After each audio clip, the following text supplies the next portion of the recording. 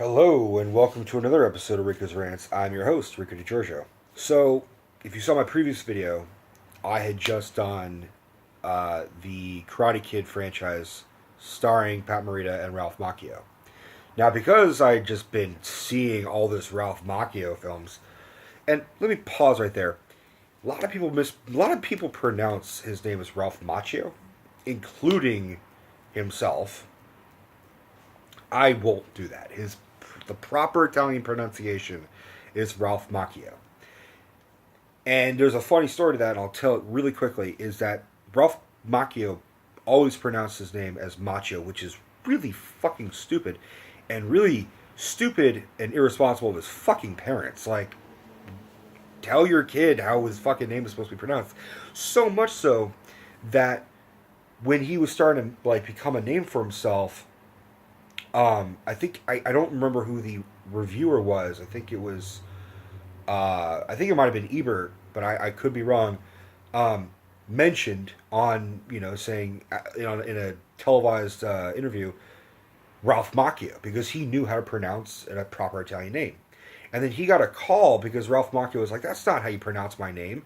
So he got a call from someone at 4 in the morning saying, "Oh yeah, Mr. Macchio is upset because you mispronounced his name."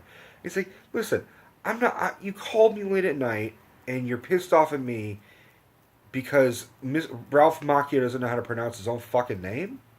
And that's the truth. Is even Macchio went to Italy, and he learned how to pronounce his name properly. Like that being said, so Ralph Macchio was in another film that I really enjoyed. This is a fucking classic, My Cousin Vinny. Now, to be fair, Ralph Macchio has a very important and pivotal role. He is the person whose cousin is Vinny, so he's the one who says "my cousin Vinny," but he's not the main character. The cousin Vinny is the main character, and this is such a fantastic film. And I mean, look, being of Italian descent, I would gravitate towards this film. It is hysterical. It deals a lot with Italian American ideologies as well as a New York understanding, and that's the whole joke.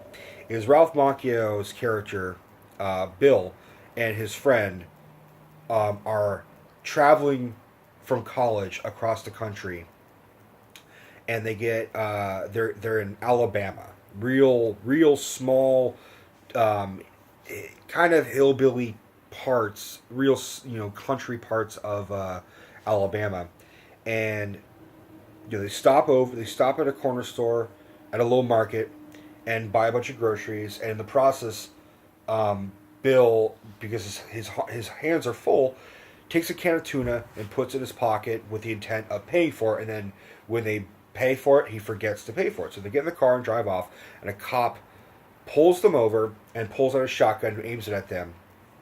And they're like, "Oh my god, this is all for a fucking can of tuna."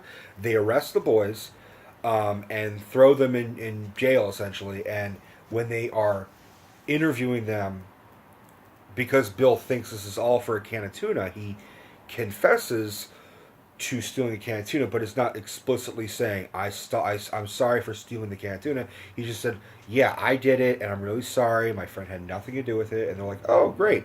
Turns out, the market that they just left, someone went in and shot the clerk and robbed the place.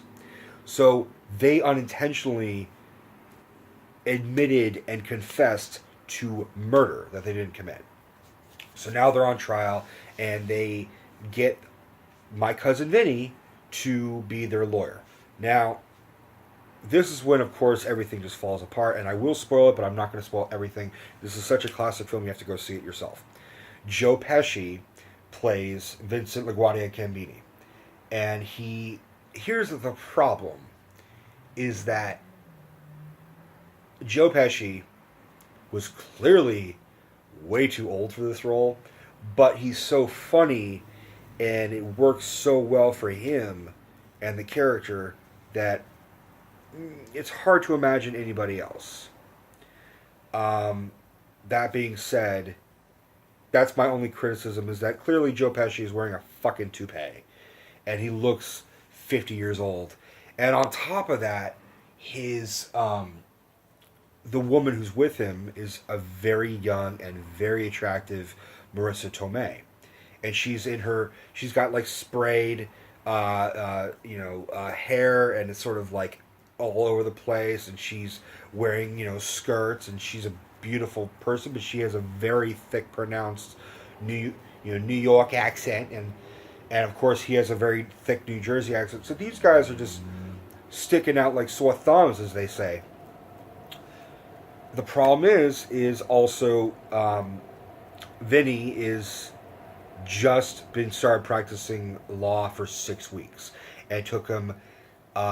He passed law school 6 years previously, and for the past 6 years has been studying and trying to pass the bar 6 times. So clearly he has a law degree and he passed the bar and he is a certified lawyer, but he is very new to it. So this is him sort of learning the trade as he goes along situation. But if he fails, if he fucks up, then his cousin goes to electric chair. It's serious thing. So a lot of the humor is of him being, sort of incompetent, but at the same time a fast talking whiz at this shit. He knows how to figure out when people are fucking up. And on top of that, he and Lisa, his fiance, are full of lack of sleep because every time they go to a different hotel, there's something going wrong. There's a train whistle that wakes them up at 5:30 in the morning. There is a bunch of pigs across the road that squeal at 5 in the morning. The other hotel that they go to a cabin in the woods, and a screech owl is keeping them up all night. And then on top of all this bullshit, he is fighting and arguing with a very strict and rigid Southern, play by the rules of the book of law type of judge, played brilliantly in his last performance, Fred Gwynne. Fred Gwynne, who played Herman Munster and is very lovable as Herman Munster, is not. He's very dour. He's always got a snarky frown on his face. He's got this glare. They erase his eyebrow and just stares at people, and he loves to pull out Vinny and call him on his bullshit and hold him in contempt. And there's a couple times where he sends Vinny to jail for contempt because Vinny shows up in a leather jacket instead of wearing a suit and tie. So all this shit unfolds, and at the same time he has to save his cousin and his friend. So it is a fantastic film. And here's the crazy thing, is there are many courtroom drama films and courtroom comedies and shows. I read this. This is true. This is actually one of the most factually accurate of how a law process works. Everything that you see in the courtrooms is 90 to 99, if not 100% accurate on how you do films. I've actually read that law schools will play this film and show you that, yes, what happens here is correct. And then they'll compare it with something in like Law and Order, which is 85% accurate. Because they have to over-dramatize for stuff like Law and Order or Primal Fear or something, another courtroom drama, Presumed Innocent, that shit like that. They have to over-dramatize it. But because they can take what's factually correct and then actually add some humor to it and still make it work, it's a phenomenal job that they do. So, hey, if you're studying for the bar or if you're in law school, just watch My Cousin Vinny. That might help. Who knows? The cast itself is great. Like I said, Ralph Macchio is, he's just there. He's kind of just, he's not really funny, but he's very much an important supporting pivotal role.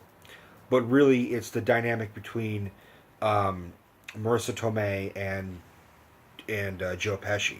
Joe Pesci is hysterical in this, and now there's a controversy to this because Marissa Tomei won her Oscar for this, Best Supporting Actress. Now, when she won, people thought that Jack Palance, who had read. They thought that he had read her name by mistake, and honestly, that hadn't happened until this past Oscar between Moonlight and La La Land. So for situations like that, where if someone reads the wrong winner, they will send someone out like they did to say, no, no, that's incorrect. You are the winner. You are not. We are sorry. So they would have done that back then if Marissa Tomei hadn't been the actual winner. Now, rewatching this, I can absolutely 100% confirm that Marissa Tomei is fantastic in this film.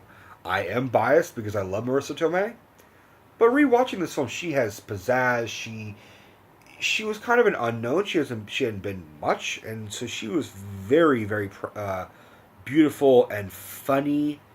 There's a great scene between her and Joe. I mean, there's lots of great scenes between her and Joe Pesci, but there's a scene between her where they're talking about hunting that still holds out. There are great scenes between Pesci and Fred Gwynne, the judge. In particular, there's a part where the judge is playing chess by himself, and Vinny comes in and does a whole thing, and as he's animated, he accidentally knocks all the pieces off the table. That was not supposed to happen. That was improvised and pure accidental, and it works perfectly well because Fred Gwynne just glares at him, and you just saw him playing chess, and it's so perfectly for the character that Pesci's character would fuck up and everything. Classic film. I have seen this movie many, many, many times, and I will continue to see it many more times. Easily, I would give it 5.5 stars. Like, my only criticism is that I wish Joe Pesci was younger. That's really because he looks 50. He doesn't look like he's in his mid-30s. If he is, he aged terribly. So if you haven't seen it, go see My Cousin Vinny. I know it's a fucking old film, but go see it. And let me know if you guys have seen it. Let me know if you guys liked it. Let me know if you guys liked this video. Don't forget to like and subscribe and comment and share. And take care, guys. Bye.